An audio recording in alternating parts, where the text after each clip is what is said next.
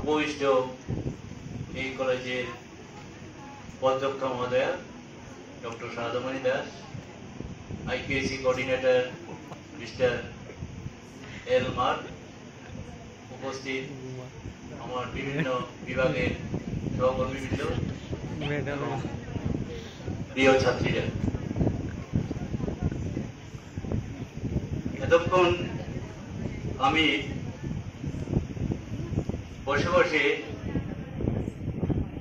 একটা জিনিস খুবই ভালো লাগলো যে আমাদের যে কোম্পানির প্রোডাক্টগুলো বাজারে কিন্তু খুবই ভালো চলবে। আমাদের রবীন্দ্র সদন কলেজের যে কোম্পানির প্রোডাক্টটা যতগুলো আছে খুব ভালো চলবে। কারণ কি, এত সুন্দরভাবে সবাই ছাত্রীদের উদ্দেশ্যে এত সুন্দরভাবে প্রত্যেকটি ডিপার্টমেন্টের কথা উপস্থাপন করেছেন, তার সত্যি খুবই প্রশংসনীয়। আর কোম্পানি প্রোডাক্ট এই কারণে বললাম যে প্রথম আমি যখন চাকরিতে আছি তখন এলআইসি, তোমরা তো সবাই জানো এলআইসি, লাইফ ইন্স্যুরেন্স কর্পোরেশন, ওদের যে এজেন্ট যারা থাকে ওরা কিন্তু বাসায় চাকরি পেলেই ওরা কিন্তু বাসায় চলে আসে, এসে বললো কি আমাদের এই প্রোডাক্ট, আমাদের এই প্রোডাক্ট, আমাদের এই প্রোডাক্ট শুনতে শুনতে আমার মনে হলো যে উনি তো এলআইসি এজেন্ট, উনি কি প্রোডাক্ট কি বলছেন। তারপর আস্তে আস্তে বুঝতে পারলাম যে আধুনিক ভাষায় সবকিছু আজকের দিনের মার্কেটিং এবং প্রোডাক্ট। তার মানে বুঝতেই পারছো যে জিনিসটা অপরূপ স্যার খুবই দুঃখের সঙ্গে বলে গেলেন, তা কিন্তু আমরা প্রতিটা মুহূর্তে আজকের এই সম্পূর্ণ ইন্ডাকশন প্রোগ্রামে এই জিনিসটাই কিন্তু উচ্চারিত হলো যে আমরা যদি ভালোভাবে মার্কেটিং করতে পারি, তার মানে আমরা যদি ভালোভাবে অ্যাডভার্টাইজমেন্ট করতে পারি আমাদের প্রোডাক্টগুলোর, তাহলে কিন্তু বাজারে খুব ভালোভাবে চলবে, তাই না? আমরা সবাই চেষ্টা করলাম, প্রত্যেকটি ডিপার্টমেন্টের প্রত্যেকজন শিক্ষক বা যারা হেড অফ দি ডিপার্টমেন্ট আছেন সবাই মিলে আমাদের কলেজের সব বিভাগ, কোন কোন বিভাগ আছে সেগুলো সম্পর্কে সবাই বললেন। আরেকটা মজার কথা বলছি যে আমার মাস কম ডিপার্টমেন্টের তোমাদের নোট স্যার মাস কম উনি বলেছেন যে মাস কম, অনেকেই বুঝতে পারে না মাস কম কি, ঠিক না? আমি বলবো মাস কমই ভালো, মানে মাস কমই ভালো, আমরা একটু নিরামিষের দিকেই যাই, তাই না? কারণ কি, আজকের দিনে মাছের মধ্যে যে বিষাক্ত জিনিস ব্যবহার করা হয় তাতে কিন্তু মাছ খাওয়াটা ছেড়ে দেওয়াই ভালো।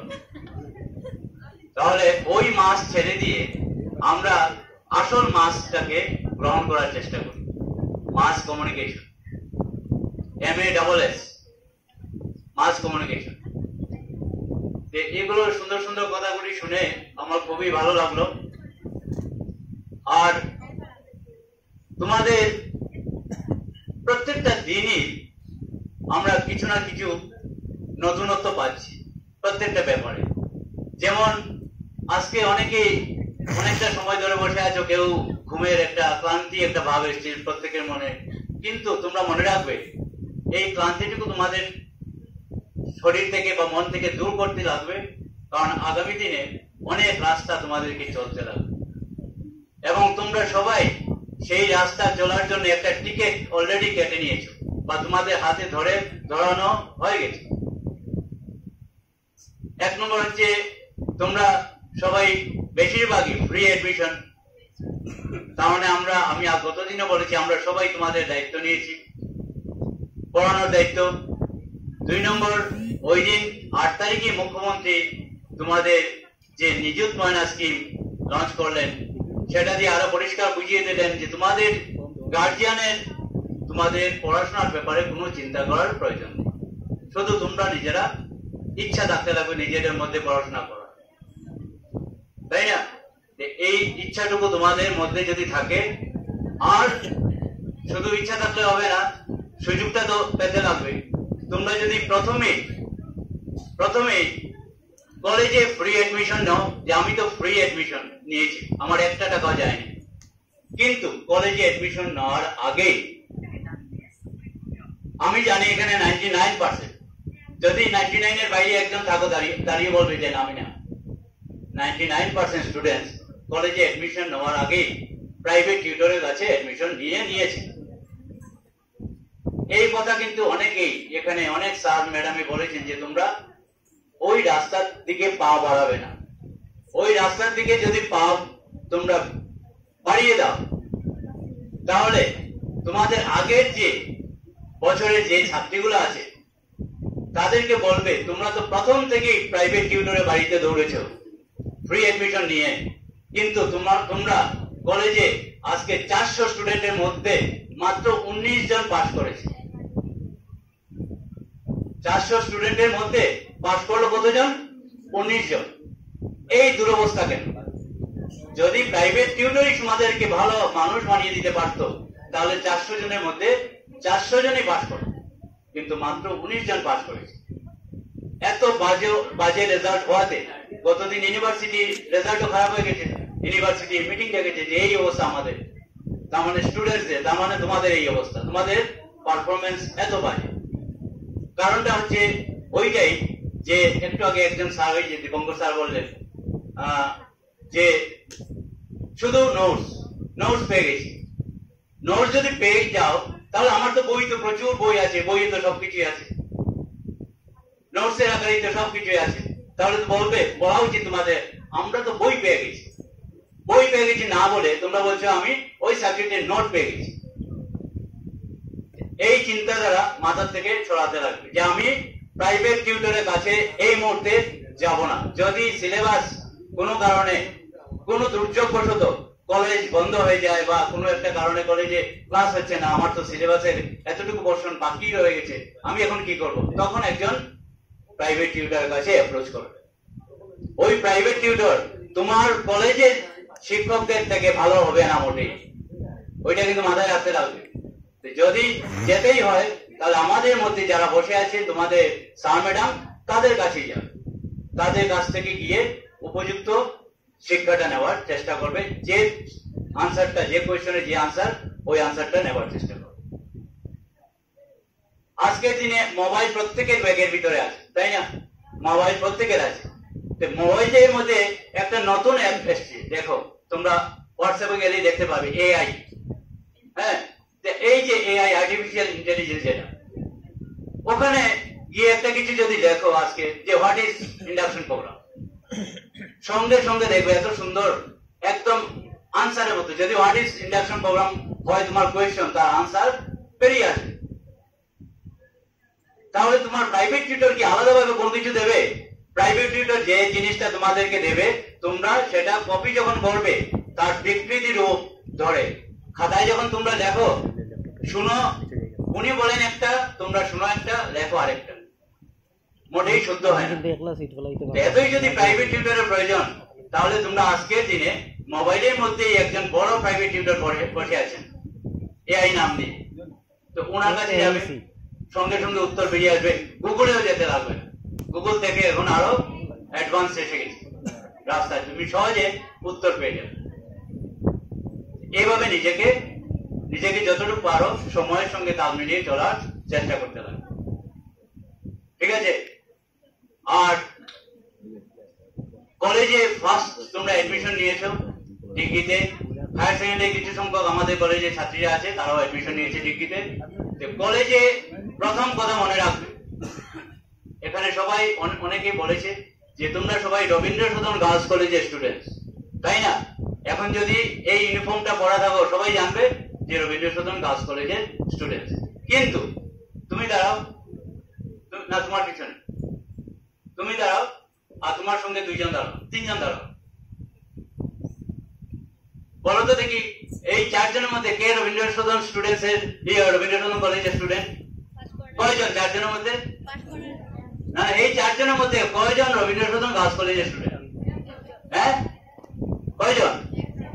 1 জন। বাকি তিনজনকে এখানে বসা উচিত না? কেন বসা উচিত না? পরিষ্কার ভাবে দেখে নাও, পরিষ্কার ভাবে দেখে নাও। এই স্টুডেন্টের আইডেন্টিটি হচ্ছে ইউনিফর্ম।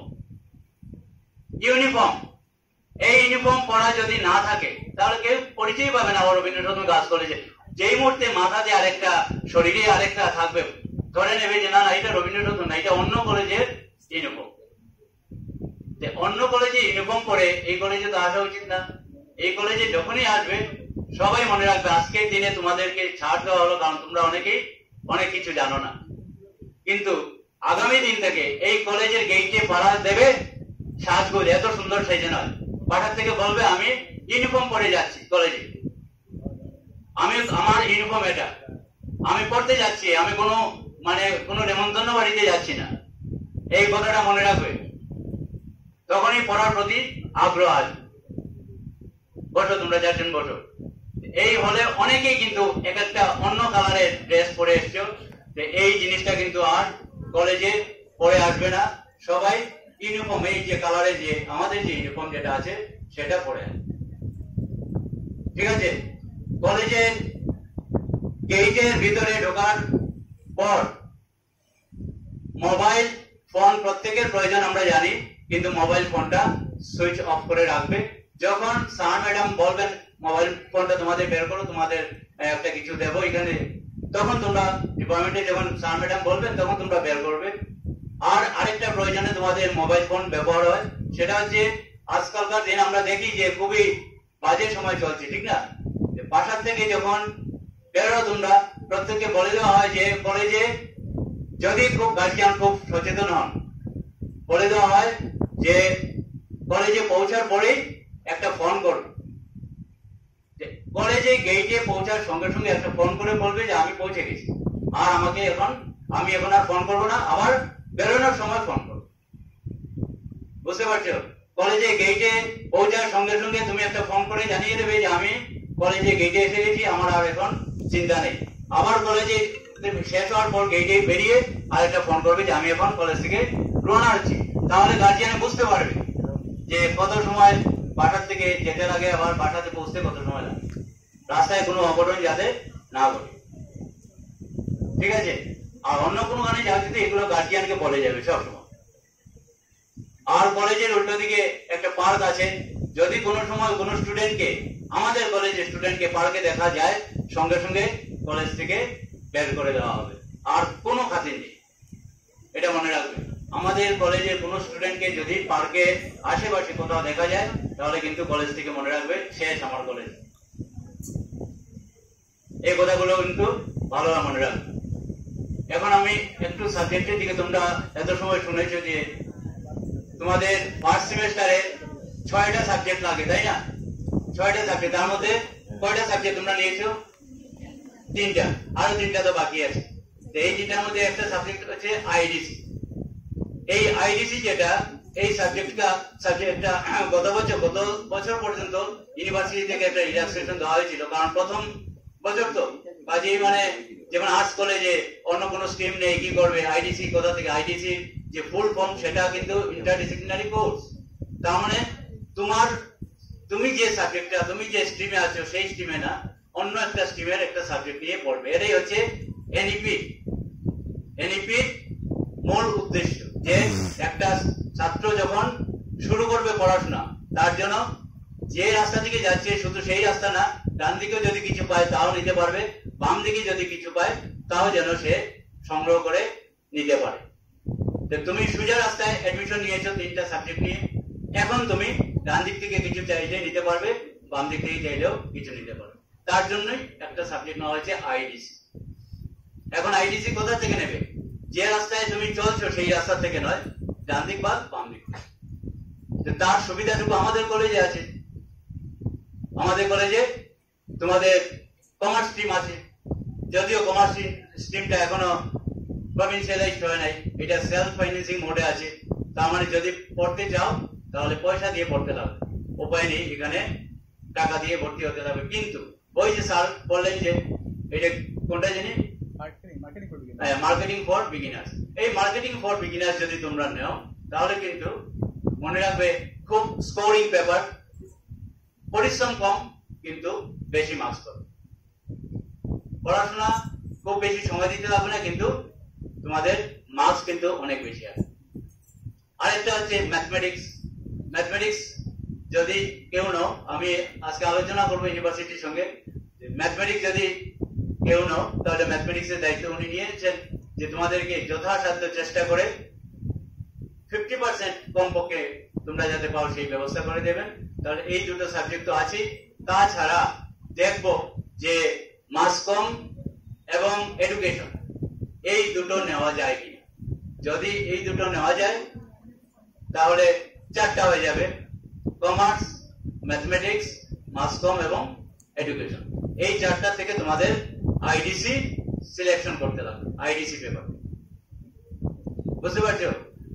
আর ভ্যালু এডেড কোর্স তো সবার জানাই, ভ্যালু এডেড কোর্স মানে ভিএসসি যেটাকে বলে, ভ্যালু এডেড কোর্স থেকে আন্ডারস্ট্যান্ডিং ইন্ডিয়া আছে, তারপরে স্পোর্টস আছে, যোগা আছে, এগুলো জিনিস, এগুলো যার যেটা, এনসিসি আছে, এনএসএস আছে, এগুলোর মধ্যে থেকে যে কোনোটা নিতে পারবে। আর স্কিল এনহ্যান্সমেন্ট এগুলো তো সাবজেক্ট ওরিয়েন্টেড, এমন কোনো ইস্যু না। স্কিল এনহ্যান্সমেন্ট কোর্স যেগুলো, স্কিল এনহ্যান্সমেন্টের কথা একটু বললাম না, এইসি এবিলিটি এনহ্যান্সমেন্ট। তাহলে এইভাবে সম্পূর্ণ তোমাদের যদি কোনো কনফিউশন থাকে, আমাদের কলেজের যে ওয়েবসাইটটা আছে, এই ওয়েবসাইটে এই যে ইউনিভার্সিটির যে রেগুলেশন যেটা সম্পূর্ণ আপলোড করা আছে। যদি মনে করো কেউ যে আমার বুঝতে অসুবিধা হচ্ছে, তাহলে ওইখানে গিয়ে আমাদের কলেজ ওয়েবসাইটে গিয়ে তোমরা বিস্তারিত পাবে। আচ্ছা, এখন আমাদের কলেজে আগামী দিনে মানে খুব অল্প দিনের মধ্যেই কলেজে ন্যাক ভিজিট করতে হবে। ন্যাক টিম বাইরে থেকে আসে, যারা তোমরা স্কুলে গুণোৎসব দেখেছো, তোমরা নিশ্চয়ই গুণোৎসব দেখেছো না, যে আমাদের বাইরে থেকে স্কুলে যায় এক্সটার্নাল গিয়ে স্কুলের ওই দিনে স্কুল সম্পর্কে অনেক কিছু ইস্যু করে। ঠিক একইভাবে কলেজেও একটা টিম আসবে, এসে কলেজকে সব দিক দিয়ে ভালো করে দেখে যাবে যে কলেজটা ভালোভাবে চলছে কিনা। নেক্সট টিম তোমাদেরকেও ডাকবে, তোমরা সুন্দরভাবে ন্যাকের কাছে কিছু জিনিস বলতে থাকবে। আমরা পরবর্তীকালে ন্যাক টিম আসার আগে 1 সপ্তাহ আগে তোমাদেরকে কিছু কথা বলে দেব, সেইভাবে তোমরা নিজেকে উপস্থাপন করবে ন্যাক টিমের সামনে। ন্যাক টিম যাতে খুশি হয়ে যায়, কারণ কি তোমাদের ভবিষ্যৎ কিন্তু নির্ভর করছে ন্যাক টিম একটা গ্রেড দিয়ে যায় এ বি সি ডি তার উপরে। এইভাবে কিন্তু তোমরা প্রস্তুতি নিতে হবে। আর তোমাদের ক্লাসের ব্যাপারে একটা বলছি যে ক্লাসের অ্যাটেন্ডেন্সটা 75% মিনিমাম অ্যাটেন্ডেন্স রাখার চেষ্টা করবে। কোনো কোনো ডিপার্টমেন্টে দেখা যায় এত ভালো অ্যাটেন্ডেন্স যে ওরা 100% মানে ক্লাসে আসছে। এই চেষ্টা তোমরা মিনিমামটা অ্যাটেন্ড করার চেষ্টা করবে, কারণ কি এই অ্যাটেন্ডেন্সটা যদি না পাও তাহলে নিযুত ময়না স্কিম যেটা সেটা থেকে কিন্তু বঞ্চিত হবে। এই 75% অ্যাটেন্ডেন্সটা যদি রাখতে পারো তাহলে কিন্তু সেকেন্ড ইয়ারেও ওই স্কিমটা সুবিধাটুকু পাবে। আর আরেকটা হচ্ছে, তোমরা হয়তো জানো না অনেকে, যে যদি কোনো কারণে ফ্রি এডমিশন যারা নিয়েছো তারা যদি কোনো কারণে একটা সাবজেক্টে ফেল করো বা একটা সাবজেক্ট যদি পরীক্ষা না দাও, তাহলে কিন্তু সেকেন্ড ইয়ার থেকে ওই ফ্রি এডমিশনটা সম্পূর্ণ বন্ধ হয়ে যাবে। তাহলে এই যে প্রায় 400 জন ছাত্র আমাদের কলেজ থেকে যারা গত বছর দিল পরীক্ষা, তার মধ্যে 19 জন পাস করলো আর প্রায় 300-র উপরে ফেল করলো। এই 300-র উপরে যারা, তারা বেশিরভাগই কিন্তু ফ্রি এডমিশন। তারা কি করলো?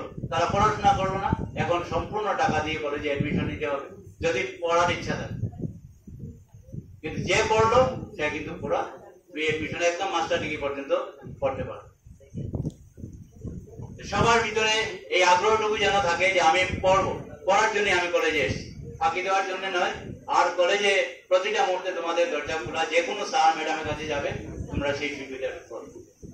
আর আরেকটা কথা স্যার বলেছেন এই মাত্র, যে তোমাদের মধ্য দিয়ে মেসেজটা যেন সবার কাছে যায় যে আমাদের কলেজে তোমরা ডিস্টেন্স এডুকেশনের নাম শুনেছো তো, ডিস্টেন্স বাসায় বসে পড়াশোনা করা, পরীক্ষার সময় শুধু পরীক্ষা দেওয়া, অনলাইনে পরীক্ষা দেওয়া। ঠিক একইভাবে কে হ্যান্ডিক স্টাডি সেন্টার আমাদের কলেজে দেওয়া হয়েছে। কে হ্যান্ডিকের স্টাডি সেন্টার আসাম গভর্নমেন্টের অ্যাপ্রুভ তোমরা সার্টিফিকেট পাবে, যেটা তোমরা না মানে যারা পড়তে আসবে এখানে, তোমরা সবাইকে বলবে যারা ধরো সময় মতো, তোমরা যেমন অনেক সুবিধা পাচ্ছ, অনেকে কিন্তু সুবিধা পড়ার সুবিধাটুকু পায়নি, যে সময় মতো যারা পড়তে পারেনি তারা যেন এখন এই সুবিধাটুকু নেয় এবং এই সুবিধাটুকু নিয়ে তারা ডিগ্রিও পাস করতে পারবে এবং মাস্টার ডিগ্রিও পাস করতে পারবে এই স্টাডি সেন্টার থেকে। মাস্টার ডিগ্রির তো সব সাবজেক্ট আছে, মাস্টার ডিগ্রির জন্য আপাতত দুটো সাবজেক্ট এখানে দেওয়া হয়েছে, ইংলিশ এবং পলিটিক্যাল সায়েন্স। ইংলিশ এবং পলিটিক্যাল সায়েন্স আগামী দিনে আরো অন্যান্য সাবজেক্টও স্টাডি সেন্টারে দেওয়া হবে। এই সুবিধাটুকু এই আমরা রবীন্দ্রনাথ গার্লস কলেজ থেকে তোমরা পড়াশোনার সুবিধা পাবে। একটা স্টাডি সেন্টারের মধ্যে যে পড়তে আসবে সে এসে যোগাযোগ করবে যে আমি পড়বো, বাসায় বসেই পড়াশোনা, শুধু পরীক্ষার সময় পরীক্ষা। ঠিক আছে, এতটুকুই বললাম।